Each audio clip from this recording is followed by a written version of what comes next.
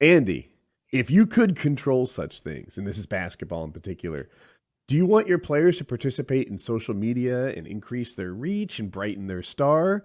Or would you rather have them stay off social media so it doesn't get in their heads? Like, what's your feeling on that? Oh, I think social media has been like the key to the NBA. I mean, Okay. it's like look at the Kings Twitter. It's hilarious. I tell our guys at NG all the time, like copy that. Like social media has made the NBA first real league to adopt it on all these platforms.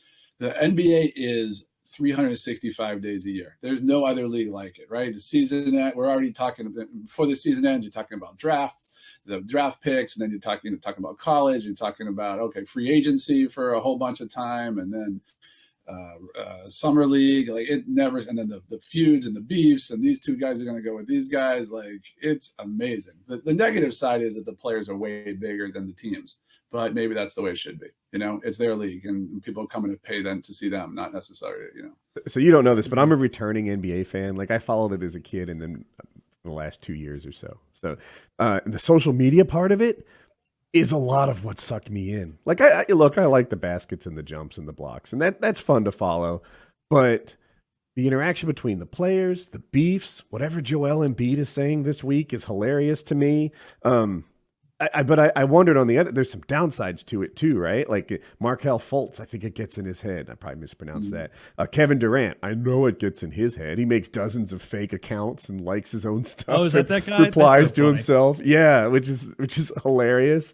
You get like Jimmy Butler, right? He has a YouTube channel, and his YouTube channel is like inspiring to me, and it's interesting to see what kind of workouts they do too, and there's pros and cons. I was just wondering how you felt. That's all.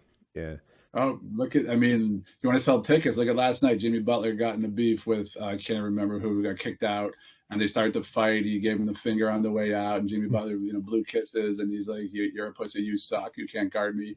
And then he gets into the press conference after, and he's like, I feel bad for the guy. He's trash. He's garbage. And next time he plays, I'm gonna absolutely fucking kill him. And then he gets on his social media after, and he looks up the date. Oh, March 3rd. He circles it, and he's right. You're a horrible player. Basically, good luck. I'm gonna crush you on this day. And he posts it, and it's everywhere. He was playing mind games with the other guy's coach. He's like, if I was his coach, I wouldn't put him on me. I'm gonna ruin him. Yeah, right. It's like, I don't know what I do. If I'm coach, I was a swimmer in college. Our coach would put us, like if it was me and another guy and our times were really close, every single time he'd put you in and say, Woody, get it done. And sometimes I got it done, sometimes I didn't. But I always like that, if he saw a head-to-head like that, he'd say, he'll get it done. And that felt good to me. Regarding owning the Kings, would you rather, if you had to pick one, you're halfway through the season or three quarters, whatever, and it's like, oh, goddamn, our bottom line not nearly as profitable as we were hoping to be, but wow, the team is killing it. We're top of the league. We're expected to storm through the playoffs. Or would you rather the opposite of, man, we're money hand over fist, way better than we projected, but good God, we suck. Well, the latter has been what the Kings have been forever. I mean, we have the most, I don't know if you guys have ever been to Sacramento, but it's a wonderful city. It's growing like crazy. And it's like a Midwestern city, but out here in NorCal. And it's the most loyal fans in the world. You bleed purple. It's one team town, although we're getting an MLS team. And it is, you grow up just like you with your Braves. Like if you don't root for the Kings, you're out. And they show up at 3 a.m. when the plane comes in just to make the guys feel good. And we've never won. We're the longest team, I believe, in any pro sport now not to win a championship. And we've been in the playoffs. Oh, now you are. Yeah. So, but the team, they sell out. Like, when really interesting, quick story. Like, so we do phenomenally well with attendance because they're so supportive. Mm-hmm. But when the fans wanted to get rid of the Maloofs because the Maloofs weren't spending money, that's the group we bought the Kings from. They weren't spending money. They weren't creating a winner, and it was dysfunctional. They had I forget what they called them, but basically blackout dates, and they'd organize themselves and they'd say, okay, on February 5th, no one go. And nobody went. And then they go, we're going to do it again on March 5th. And nobody went again. And it was amazing. And they just showed the league, like, don't fuck with us. This is our team. This is our city. You guys got to put a great product out here because we're supporting you. We deserve to have the team. And that was one of the reasons why when they voted, when Bomber bought the Kings technically for like $2 billion when we bought the Kings, but before we bought the Kings, and he applied to move them to Seattle. We came in and worked with the commissioner, and we said we can't spend $2 billion in Sacramento Kings, but if we create a stadium and keep the team in Sacramento, will you guys allow us to buy the team? And there was a vote, and Bomber needed 75% of the owners to approve the move. And they voted it down a couple times. And the reason was Sacramento deserves to have a team because they're wonderful fans and they support the team. And it's a small market that, always comes up big. So bottom line is, now, if you had that question you asked, yeah, we spend money. We fire coaches and hire like crazy, and we try and we're not winning it, but we're trying. And so I think everybody would just do anything for a winner there. In Sacramento they talk about the glory year. The glory year. We almost made it to the finals, and we got it done. Your typical Atlanta Braves year. Do you think the West is that much tougher than the East, even this year? If you asked me that before the season, I'd say yeah. But now I think, there's so many teams around the 8th spot. Probably the East is pretty good. I like the idea. It hasn't gone through about reseeding into the playoffs so that when you get to the playoffs, you can have 2 Western Conference teams in the finals. I think that's kind of a cool idea. So they've been voting on that. Oh, I need to know more to form an opinion. I'm not up to speed on that. The idea was they want to have a mid-season classic, so that I've heard about, like not an all-star game, but a real tournament that means something, and figure out how to motivate everybody to want to play hard and win, and it's got to be worth something. Just like in esports, Adam Silver is the best commissioner out there in the world, and he loves esports, and he sees what these tournaments do and keep fans engaged and have it meaning something. And then at the end of the season, the top 8 or whatever teams, they reseed them by record or whatever their point structure is, so that it's not number 1 team in the East, number 1 team in the West, and you can have some stragglers there. The mid-season classic, the tournament you were talking about, I heard every player was going to get $1 million for winning on the winning team. Does that sound right? They're trying to figure out how to motivate. That's a weird thing, right? Like I don't know. Imagine I'm trying to pick a great player or something. I'm LeBron James, and I carry this team. If I'm LeBron, that $1 million's not my motivator. My motivator is getting that 10th, 11th, and 12th guy on this team to have an extra. Like I'm doing something for my boys. Like that's what it's about to him, I would think. I don't know. I like the idea. I want to watch it. I like it too. I think it's gonna. Yeah. I think it could work, but they have a lot to figure out. Yeah. And then I guess if you do well, you play more games, which is impact on the regular season sometimes. I don't know. Cool stuff though. Yeah.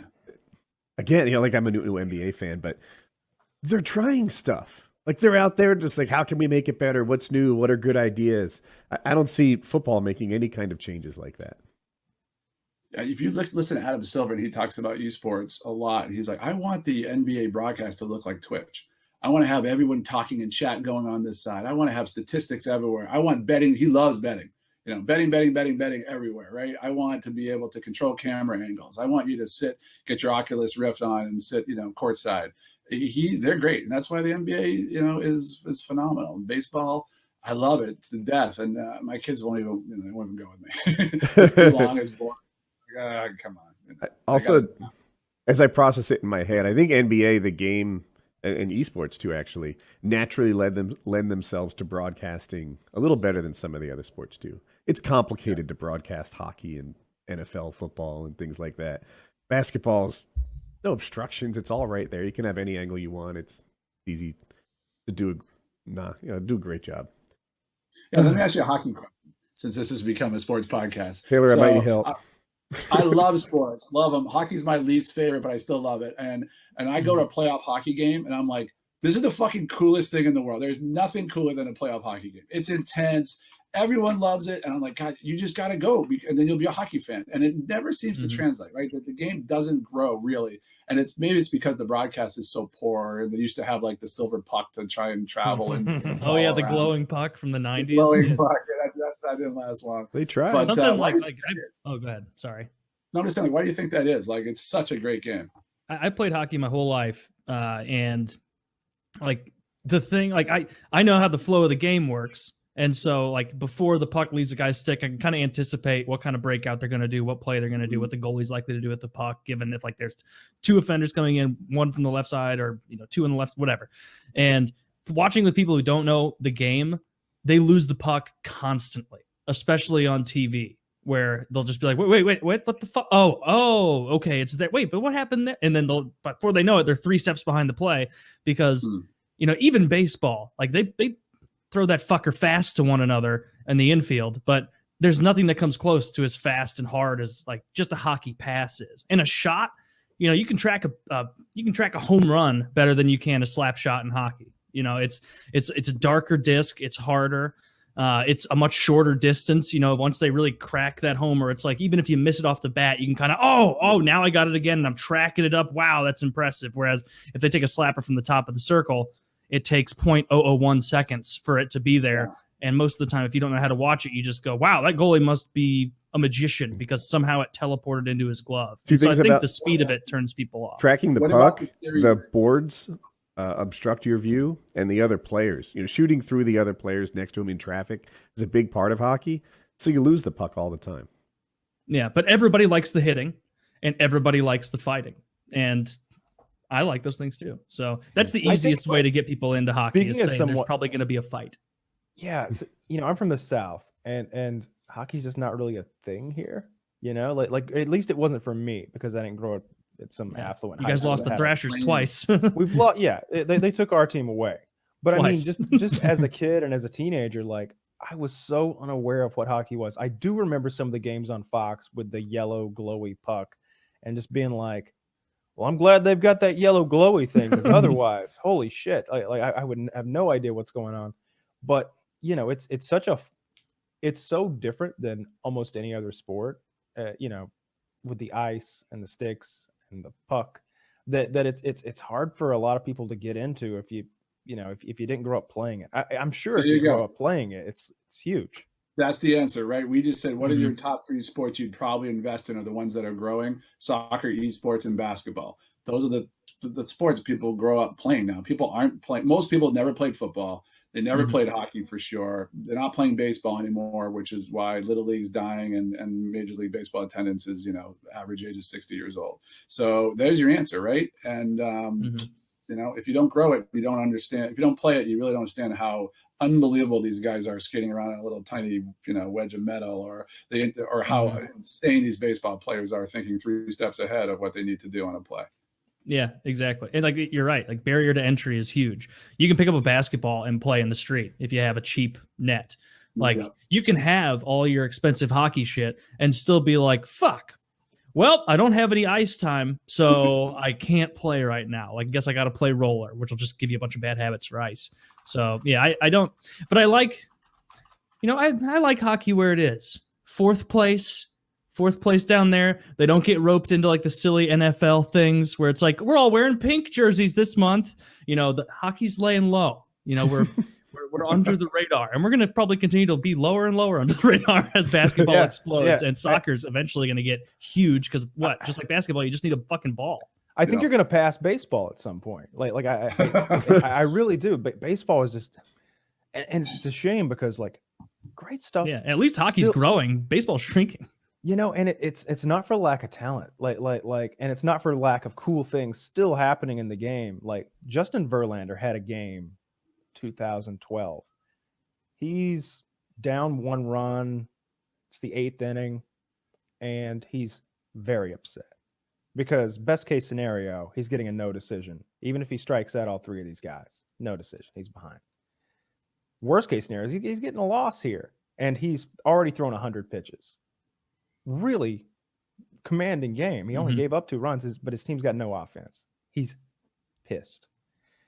He throws one of the most incredible innings that's ever been thrown in Major League Baseball. It's not an immaculate inning, which by the way is 9 pitches, 3 strikeouts. It's not a perfect inning. It's not 3 pitches and 3 quick pop flies or anything like that. He starts throwing over 100 miles per hour with more than 2,700 RPM on his pitches after throwing 100 pitches. No one's ever done that before, except for him, and he's done it like 45 times. No one's ever done it in the history of Major League Baseball since they've been tracking the speed of He just balls. keeps losing because his team sucks. No, he strikes out all three batters in that inning with 11 pitches, and they're absurd. First he throws like 100-mile-per-hour rising fastball, like a four-seamer with a lot of RPM on it. Then he throws an 81-mile-per-hour breaking ball or something like that, this loop-de-loop pitch that makes an all-star look like a goober. And it just in succession, all three batters, and he never smiles. He's so pissed. He knows he's coming away from this with at best, like I said, a no decision. This is a guy who prides himself on his win-loss record, and it's incredible. Nobody cared. Nobody even knows about that shit. Nobody knows until just now. Yeah, you have to watch an obscure YouTube sports videos to know about things like that. Like that exists on YouTube. It's got 70,000 views. It's literally the most impressive inning ever pitched in Major League Baseball history. More It's views in the absurd. game. Nope, we got that. More, probably so. They need baseball players and I guess football players to start being more like basketball players, putting their faces out there on social media more, like drumming up interest, having little spats. Because, like, I mean, I follow lots of sports. I don't watch any NBA stuff, but I follow a lot of the people in sports sites on Twitter, and all of the good drama is between NBA people. It seems like it's all NBA players, and that's something that hockey also has to overcome. Because it'll be like, oh man, everybody's super excited about this guy, Alex Ovechkin, coming into the league. And then everybody wants to interview him. And he's like, I don't speak English. Ask my agent. And it's like, well, how are we supposed to get excited about this guy? Like he's just going to answer, unless you like blooper interviews, which are good. Like that Actually, I did watch that really good Japanese player baseball interview where they're like asking him, he's like, so you're feeling more comfortable? He's like, how you? It's like, that's awesome. Some of those guys are really endearing. The guys who have a tentative grasp on the English language. I understand how marketing works, and I grew up watching professional wrestling, and like I watched Hulk Hogan pretend like he hated the other guy every night, and I knew he didn't really hate that guy, and he's not even going to really hit that guy, but I was still a little more pumped up to watch him go out there and do his thing, right? I feel like all the sports need that, because it doesn't matter how smart we are and that we're onto their game. Mm-hmm.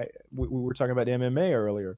Yeah, UFC does these a good guys job of don't that. always hate each other, but they always say they hate each other, and it works. It works. It sells more tickets. It builds more interest in the game.